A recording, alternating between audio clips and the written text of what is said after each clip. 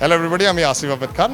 আমি ধন্যবাদ দিতে চাই জিএস নিউজ বিডিকে আজকে আমাদের এই প্রোগ্রামে থাকার জন্য এবং আমাদেরকে সুন্দর সুন্দর ফুটেজ এবং এত সুন্দর সাহায্য করার জন্য।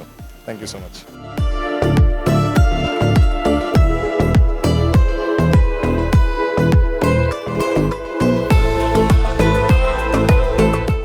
আমি জীবনে অনেক ধরনের অ্যাওয়ার্ড পেয়েছি, কিন্তু এই অ্যাওয়ার্ডটা আমার কাছে ভেরি স্পেশাল।